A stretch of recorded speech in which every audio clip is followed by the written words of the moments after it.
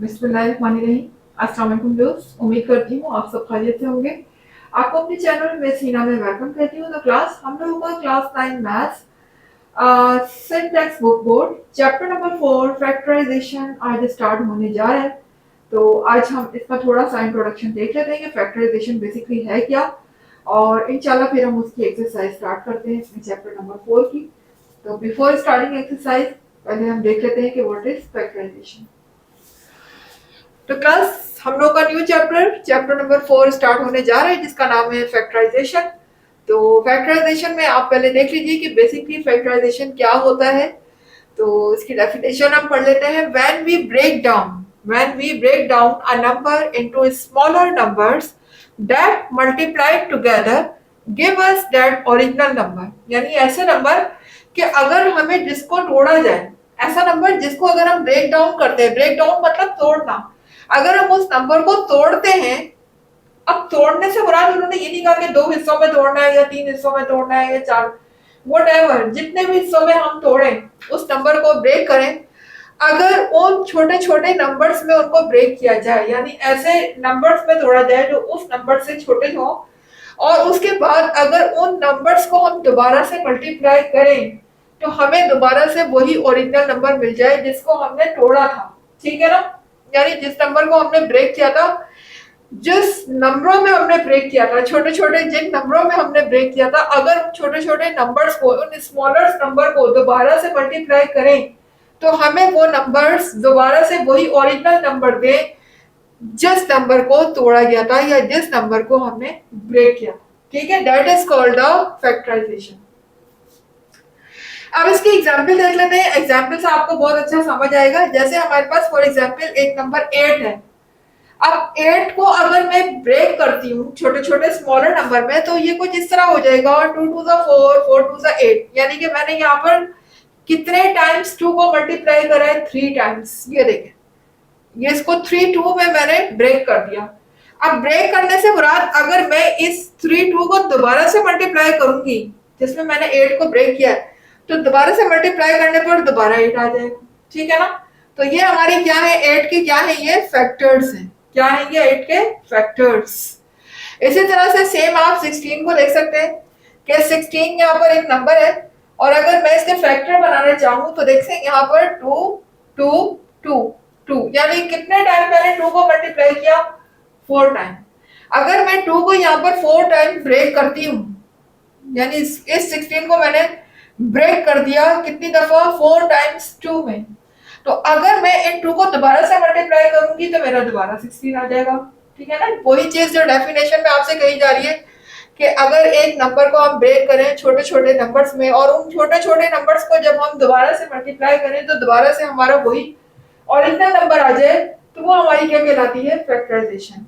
तो देख सकते हैं आप 2 to the 4, 4 to the 8 and 8 to the 16 multiply करने पर दोबारा से क्या आ रहा है? 16 आ रहा है। तो that is called the factorisation. यहाँ पर 16 के फैक्टर्स, ये सारे के सारे क्या है? ये सब 16 के फैक्टर्स। अब अगर मैं इसको, ये तो हो गए नंबर के लिहाज से फैक्टर, अगर मैं अलजेब्रिक एक्सप्रेशन के लिहाज से देखूं, यानी अल्फाबेट के हिसाब से देखूं, तो यहाँ देखिएगा कैसे बनते हैं फैक्टर। यहाँ पर देखिए x3 प्लस 3x² लिखा हुआ है। तो अगर आप इस एक्सप्रेशन में देखें तो यहाँ पर दोनों के पास x मौजूद है। इसके पास भी है x, इसके पास भी है x। इसके पास एक x ज्यादा है, यानी x की पावर 3 है, जबकि इसके पास एक x कम है। इसका मतलब है कि जो दो x हैं, x की पावर अगर मैं देखूं स्क्वायर कम, तो दो x तो दोनों के पास मौजूद है। इसके पास तो 3 है, यानी इसके पास 2x मौजूद है ऑलरेडी, इसके पास भी 2x मौजूद है। ठीक है ना? तो अगर मैं इन दोनों में से कॉमन लेना चाहूं, देखो कॉमन क्या होता है कि वो चीज जो दोनों के पास मौजूद हो। ठीक है ना? फिलहाल दोनों के पास x की पावर 2 तो मौजूद है। ठीक है ना? तो मैं क्या करूंगी? x की पावर 2 यहाँ पर कॉमन ले लूंगी। मैंने कॉमन ले लिया। अंदर आप देखिए मैंने ब्रैकेट लगाई, और ब्रैकेट लगाने के बाद जो कि चीज कॉमन आ जाती है वो दोबारा रिपीट नहीं होती, आपको पता है। ब्रैकेट लगाने के बाद मेरे पास यहाँ पर 3x थी, जिसमें से 2x मैंने बाहर कॉमन ले लिया, तो बचा कितना? 1x। तो वो मैंने यहाँ पर लिखा, और यहाँ पर इसके पास थे ही 2x, वो पूरे के पूरे बाहर कॉमन आ चुके हैं। तो अब सिर्फ क्या रह गया? 3 रह गया। तो ये क्या हो गए? ये इस एक्सप्रेशन के फैक्टर हो गए। ठीक है ना? क्योंकि अब ये मल्टीप्लाई की फॉर्म में आ गए। देखिए ना, इस ब्रैकेट और इस एक्स स्क्वायर के बीच में कोई भी साइन मौजूद नहीं है, इसका मतलब कौन सा साइन है, मल्टीप्लाई का साइन है। अब अगर मैं एक्स स्क्वायर को दोबारा से इस ब्रैकेट में मल्टीप्लाई करूंगी, यानी कि एक्स स्क्वायर जब एक्स से मल्टीप्लाई होगा तो सेम बेसिस है तो इनकी पावर ऐड हो जाएंगी, 2 + 1 हो जाएगा 3। इसी तरह से एक्स स्क्वायर जब 3 से मल्टीप्लाई होगा तो 3x स्क्वायर, दोबारा से वही एक्सप्रेशन आ जाएगा। यानी फैक्टर नाम ही इसी चीज का है कि आप जिस भी नंबर को या एक्सप्रेशन को ब्रेक करते हैं, तोड़ते हैं, उन तोड़ने के बाद अगर हम उनको दोबारा से मल्टीप्लाई करें तो हमारे पास वही ओरिजिनल एक्सप्रेशन वापस आना चाहिए जो कि तोड़ने से पहले था या ब्रेक करने से पहले था। ठीक है, इसी तरह से सेम यहाँ भी देख लीजिए, यहाँ पे 6x - 18 लिखा हुआ है। तो 6x - 18 को अगर आप देखें कि अगर मैं इसमें से कॉमन लेना चाहूँ तो 6 के टेबल में 6 और 18 दोनों आते हैं, तो मैं 6 कॉमन ले लूंगी। जब मैं 6 कॉमन ले लूंगी तो अंदर मेरे पास क्या बचेगा, x बचेगा यहाँ पर, क्योंकि 6 कॉमन आ चुका है, दोबारा नहीं रिपीट होगा। और यहाँ पर क्या होगा, 6 का टेबल हम पढ़ेंगे, कितने टाइम पढ़ेंगे, 6 3 18। तो अब अगर मैं इसको दोबारा से मल्टीप्लाई करना चाहूँ, देखिए इन दोनों के दरमियान मल्टीप्लाई का साइन है ना, अगर मैं इसको 6 को इस ब्रैकेट से दोबारा मल्टीप्लाई करूं तो अगेन मेरे पास वही एक्सप्रेशन दोबारा आ जाएगा। तो इसका मतलब ये क्या हो गए, ये वाले इसके फैक्टर हो गए और ये वाले इसके फैक्टर हो गए। आई होप ये फैक्टर का कॉन्सेप्ट आपको अच्छी तरह से समझ आ गया होगा। That is called the factorisation, यानी किसी भी ओरिजिनल नंबर को उसके स्मॉलर नंबर में ब्रेक करने को या 2 या 2 से ज्यादा नंबर में ब्रेक करने को हम कहते हैं फैक्टराइजेशन। आइए अब इससे रिलेटेड हम एक्सरसाइज करते हैं ताकि आपको और अच्छी तरह फैक्टराइजेशन क्लियर हो जाए। तो क्लास आ गए अपनी एक्सरसाइज 4.1 की तरफ, जिसका आज हम अभी स्टार्ट करने जा रहे हैं। क्वेश्चन नंबर 1, क्वेश्चन नंबर 1 में हमारा लिखा हुआ है फैक्टराइज द फॉलोइंग। अब देखिए हमें कुछ नंबर दिए हैं और अलजेब्रिक एक्सप्रेशन है, नंबर क्या है बल्कि पूरा एक अलजेब्रिक एक्सप्रेशन है और हमें कहा जा रहा है कि इसके फैक्टर्स बनाएं। तो फैक्टर्स बनाने के लिए जैसे कि अभी हमने डेफिनेशन में भी सीखा कि अगर अलजेब्रिक एक्सप्रेशन के फैक्टर बनाने को है तो सबसे पहले आप क्या देखा करें, उसमें कॉमन देखा करें कि एक पूरे एक्सप्रेशन में कॉमन क्या है। कॉमन मतलब वो नंबर या वो वेरिएबल जो सबके पास मौजूद हो, ठीक है ना। तो अगर आप देखें तो यहाँ पर देखिए वेरिएबल तो कॉमन कोई नहीं है, इसके पास x है, इसके पास y है, इसके पास z है। तो ये बात तो खत्म हो गई कि यहाँ पर वेरिएबल तो कॉमन नहीं आ सकता। अलबत्ता हम नंबर्स को देख लेते हैं कि क्या नंबर्स में से कोई कॉमन है। देखिए यहाँ 4 है, यहाँ 16 है, यहाँ 24 है। अब मुझे नंबर्स में से कॉमन कैसे ले सकते हैं, नंबर्स में से कॉमन हम ऐसे ले सकते हैं क्लास कि हम ये चेक करेंगे कि इनमें से कोई एक नंबर वो कौन सा है जिसके अंदर ये तीनों नंबर्स आते हो, जिसके टेबल में ये तीनों नंबर आते हो। जैसे अगर मैं यहाँ पर 4 कॉमन लेती हूँ तो 4 के टेबल में 4 भी आएगा, 16 भी आएगा और 24 भी आएगा। तो इसका मतलब तीनों के पास जो है मेरे पास ऐसे नंबर मौजूद है जो कि 4 है। 4 में कॉमन ले सकती हूँ क्योंकि 4 के टेबल में ये सारे नंबर आते हैं। लेकिन अगर मैं 16 कॉमन लेती हूँ तो 16 के टेबल में सिर्फ 16 आएगा, ये दोनों नहीं आएंगे। 24 कॉमन लेती हूँ तो 24 के टेबल में सिर्फ 24 आएगा, ये दोनों नहीं आएंगे। लेकिन अगर मैं 4 कॉमन लेती हूँ तो 4 के टेबल में 4, 16 एंड 24 तीनों कॉमन आएंगे, ठीक है, तीनों आएंगे इसमें टेबल में। तो लिहाजा मैं यहाँ से क्या कॉमन ले लूंगी, मुझे ऐसा टेबल कॉमन लेना है जो कि जिसके टेबल में वो तमाम नंबर आए जो यहाँ पर एक्सप्रेशन में नजर आ रहे हैं। तो मैं यहाँ पर ले लूंगी 4, मैंने 4 कॉमन ले लिया। उसके बाद मैं लगाऊंगी ब्रैकेट। अब देखिए 4 तो बाहर आ चुका है तो x यहाँ पर क्या रह गया, सिंगल रह गया। उसके बाद यहाँ देखिएगा 16 रह गया। तो अब 4 का टेबल मुझे इतना पढ़ना है कि 16 आ जाए, तो 4 4 से क्या होते हैं 16, यहाँ पर आ जाएगा 4। इसी तरह से यहाँ देखिएगा 4 का टेबल मुझे इतना पढ़ना है कि 24 आ जाए। तो 4 का टेबल इतना पढ़ना है 24 आ जाए, तो 4 1 4, 4 2 8, 4 3 12, 4 4 16, 4 5 16, और सॉरी 4 5 20 एंड 4 6 24। अगर हम 4 को 6 टाइम पढ़ते हैं तो हमारा आता है 24। और इसके साथ z तमाम वेरिएबल वैसे ही आ जाएंगे, क्योंकि वेरिएबल तो कॉमन थे ही नहीं। हमने तो कॉमन किसको लिया है, नंबर को कॉमन लिया है, वेरिएबल कॉमन नहीं थे। तो वेरिएबल जैसे लिखे हुए वो वैसे ही कॉपी हो जाएंगे, ब्रैकेट क्लोज। बस यही हमारा आंसर हो जाएगा यहाँ पर। चूंकि यहाँ पर आगे की सॉल्व हो ही नहीं सकता, हमें तो फैक्टर बनाने थे ना, हमें तो ब्रेक करना था, सो वो हमने कर दिया। ये देखें 4 और ब्रैकेट आपस में क्या हो गए, ब्रेक हो गए। तो जब हम 4 को दोबारा मल्टीप्लाई करेंगे तो फिर यही एक्सप्रेशन आ जाएगा। तो ये क्या हो गए, इस एक्सप्रेशन के फैक्टर हो गए। बस यही मेरा आंसर होगा। अब आ जाते हैं पार्ट 2 की तरफ। तो पार्ट 2 देखिएगा क्लास, यहाँ पर हमारे पास क्या कॉमन आ सकता है। तो आप देख सकते हैं कि एक्स स्क्वायर और एक्स स्क्वायर ये तीनों के पास मौजूद है, ऐसा है ना। इसके अलावा तीनों के पास और कोई ऐसी नंबर या कोई वेरिएबल नहीं है जो तीनों के पास मौजूद हो। देखिए ना, इसके पास तो सिर्फ एक्स स्क्वायर ही था, तो एक्स स्क्वायर इन दोनों के पास भी है। अब अगर इन दोनों में कोई और कॉमन आ भी रहा है, अगर y कॉमन है भी, तो y इसके पास तो नहीं है ना। हमने तो तीनों को साथ लेकर चलना है, तो तीनों में हम वही देखेंगे जो तीनों के पास एक जैसी चीज हो, एक जैसा वेरिएबल हो या एक जैसा कोई नंबर हो। तो वो है सिर्फ और सिर्फ एक्स स्क्वायर। तो हम क्या ले लेंगे, एक्स स्क्वायर कॉमन ले लेंगे। अब अंदर मेरे पास क्या बचेगा, देखिए यहाँ पर एक्स स्क्वायर पूरा का पूरा बाहर आ चुका है, तो यहाँ क्या बचेगा, 1 बचेगा। जब कुछ भी नहीं बचता तो क्या होता है, 1 होता है। जबकि यहाँ पर एक्स स्क्वायर बाहर आ चुका है, तो बाकी क्या बचा यहाँ पर, 3y।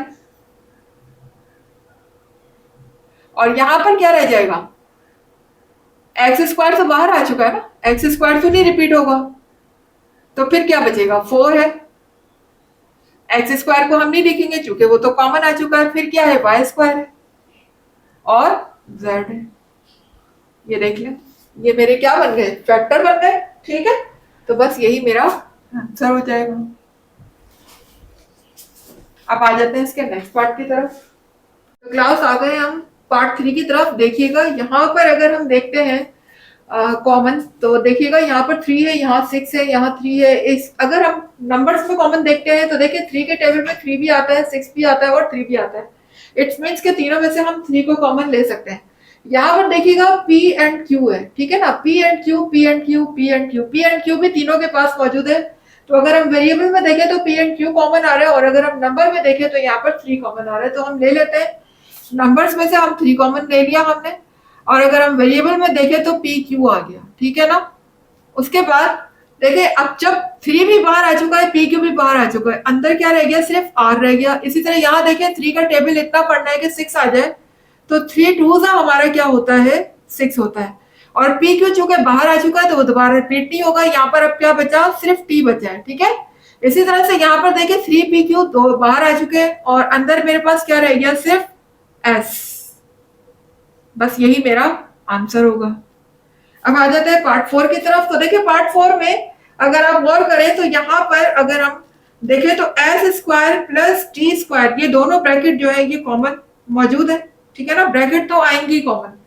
इसके अलावा आप देख सकते हैं यहाँ पर जो है 9QR ये भी कॉमन है।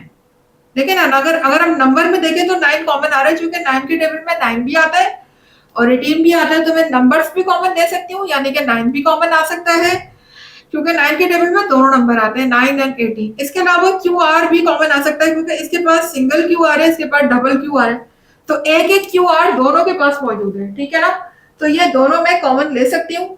तो मेरे पास देखिए एक तो 9QR कॉमन आ गया है,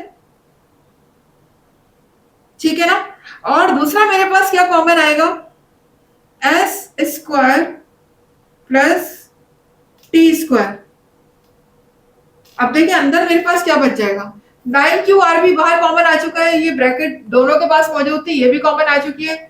अब देखिए यहाँ पर तो मेरे पास कुछ भी नहीं बचेगा, जो चीज यहाँ लिखी थी वो एज इट इज मैंने पूरी की पूरी क्या ले ली, कॉमन ले ली। तो यहाँ तो मेरे पास अब सिर्फ 1 बचेगा। ठीक है ना, जब कुछ भी नहीं बचता तो क्या होता है, 1।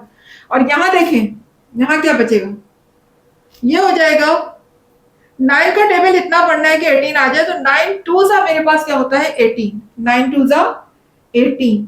और इसमें से QR जो डबल QR था वो अब बाहर आ चुका है, यहाँ पर सिर्फ सिंगल QR रह गया है। तो यहाँ पर देखिएगा QR, ठीक है ना। और चूंकि ब्रैकेट तो पूरी की पूरी बाहर पहले ही आ चुकी थी, तो अब ब्रैकेट रिपीट नहीं होगी, ब्रैकेट हम कर देते हैं क्लोज। बस यही मेरे आंसर हो जाएंगे, आंसर हो जाएगा। ठीक है, अब आ जाते हैं पार्ट 5 की तरफ।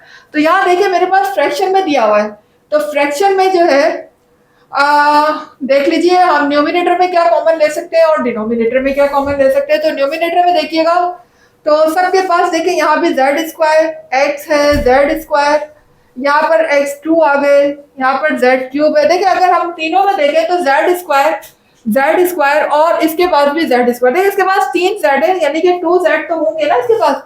तो कम से कम हम देखते हैं कि कम से कम तीनों के पास जो ऐसी चीज है जो तीनों के पास मौजूद हो। तो दो दो z सबके पास है, z स्क्वायर इसके पास भी है, यकीनन इसके पास भी z स्क्वायर है। अच्छा अब यहाँ पर देखें सिंगल x है, यहाँ पर डबल x है, यहाँ डबल x है। तो इसका मतलब सिंगल सिंगल x तीनों के पास होगा, ठीक है ना, क्योंकि इसके पास तो सिर्फ सिंगल है, अगर इनके पास डबल है तो सिंगल सिंगल तो तीनों के पास मौजूद है। तो यहाँ पर एक x कॉमन आ गया और एक z स्क्वायर न्यूमिनेटर पे अगर हम देखें। जबकि अगर हम डिनोमिनेटर में देखें तो यहाँ पर 16 है, 8 है और 12 है। अब ये तीनों नंबर ऐसे कौन से टेबल में आते हैं जो कि तीनों उसके अंदर आ जाए। तो क्लास देखें यहाँ पर हम टू का टेबल भी ले सकते हैं, टू के टेबल में भी तीनों नंबर आते हैं, लेकिन ज्यादा बेटर है कि हम ग्रेटर टेबल को लें। तो अगर हम ग्रेटर टेबल में देखें तो 4 भी ऐसा टेबल है जिसके अंदर तीनों नंबर आ जाते हैं। 4 के टेबल में जो है हम अगर हम 4 लेते हैं कॉमन तो 4 के टेबल में 16 भी आएगा, 8 भी आएगा और 12 भी आएगा, ठीक है ना। तो मैं डिनोमिनेटर में 4 कॉमन ले लेती हूँ, जबकि न्यूमिनेटर में मेरा क्या कॉमन आ जाएगा, z स्क्वायर, या पहले आप x लिख सकते हैं x और z स्क्वायर मेरा न्यूमिनेटर में कॉमन आ जाएगा और डिनोमिनेटर में मेरा कॉमन आ जाएगा 4। अब मैं लगा लेती हूँ ब्रैकेट, तो यहां देखिएगा z स्क्वायर और x ये पूरा का पूरा बाहर आ चुका है, तो ये तो हम लिखेंगे नहीं दोबारा। ऊपर क्या रह गया, यहाँ पर सिर्फ 1 रह गया, जबकि डिनोमिनेटर में चूंकि बाहर हम 4 कॉमन ले चुके हैं। तो अब 4 का टेबल इतना लिखना है कि मुझे 16 आ जाए, तो 4 का टेबल हम कहां तक पढ़ेंगे, 4 4 जा 16, ये हो जाएगा 4। यहां पर देखें x, एक x बाहर कॉमन आ चुका है, तो एक x तो अंदर मौजूद होगा ना, ये लीजिए एक x मौजूद है। और z नहीं लिखेंगे, z स्क्वायर, चूंकि z स्क्वायर पूरा का पूरा बाहर कॉमन आ चुका है। अपॉन में क्या बचेगा हमारा, अब 4 का टेबल इतना पढ़ना है कि 8 आ जाए, तो 4 2 जा 8 हो जाएगा। यहां आगे देखिए क्या कॉमन आ चुका है, इसमें से देखिए एक x बाहर कॉमन आ चुका है, तो अंदर क्या बचेगा, 1x बचेगा। इसी तरह से z स्क्वायर बाहर आ चुका है, तो एक z यहाँ पर मौजूद है, क्योंकि यहाँ पर कितने z थे, टोटल 3 z थे, जिसमें से 2 z हम बाहर कॉमन ले चुके हैं। तो अब क्या बचा, एक z, और नीचे देखिएगा डिनोमिनेटर में 4 क्योंकि कॉमन आ चुका है, तो 4 का टेबल इतना पढ़ना है कि 12 आ जाए, तो 4 3 जा 12। ये देखिए क्लास, यही मेरा आंसर हो जाएगा। अब नीचे आ जाते हैं अपने पार्ट 6 की तरफ। तो देखें यहाँ पर x minus y, x minus y, x minus y, ये ब्रैकेट तो सबके पास है, ये कॉमन आ जाएगी। इसके अलावा अगर आप देखें तो a, यहाँ पर सिंगल a है, यहाँ डबल a है, जबकि यहाँ पर फिर डबल a, यानी सिंगल सिंगल a भी सबके पास मौजूद है। तो मैं क्या कॉमन ले सकती हूँ, एक a कॉमन ले सकती हूँ जो कि तीनों के पास है। इसके अलावा एक मैं ब्रैकेट कॉमन ले सकती हूँ, x माइनस वाई, ठीक है। अब मेरे पास अंदर क्या बचेगा, देखिए a और x माइनस वाई तो मैं बाहर ले चुकी हूं यहाँ पर, तो यहाँ तो बचेगा 1। और यहाँ देखिएगा एक a बाहर कॉमन आ चुका है, जबकि सिंगल a अंदर मौजूद है। तो यहाँ पर एक a मौजूद है, तो यहाँ पर क्या बचेगा, a बचेगा। एक a तो बाहर आ गया ना, क्योंकि यहाँ पर डबल a थे, तो एक a तो बचा होगा। उसके बाद यहाँ b भी रिमेंडिंग होगा, क्योंकि b बाहर कॉमन नहीं आया, तो b हमारा बचेगा। और x माइनस वाई जो कि पूरी की पूरी ब्रैकेट बाहर कॉमन आ चुकी है, उसे हम दोबारा रिपीट नहीं करेंगे। प्लस उसके बाद देखिएगा यहाँ पर एक a बाहर कॉमन आ चुका है, तो एक a हमारा बचेगा, रिमेनिंग हमारा कितना a बचेगा, 1a। और b स्क्वायर हम पूरा एज इट इज लिख देंगे, क्योंकि b स्क्वायर को हमने कॉमन नहीं लिया है। और x माइनस वाई ब्रैकेट पूरी की पूरी बाहर कॉमन आ चुकी है, तो वो रिपीट नहीं होगी। बस यही मेरा आंसर हो जाएगा। तो क्लास यहाँ पर आज मेरा क्वेश्चन नंबर 1 कंप्लीट हुआ। इंशाल्लाह नेक्स्ट क्वेश्चन नंबर 2 हम स्टार्ट करेंगे अपनी नेक्स्ट क्लास में।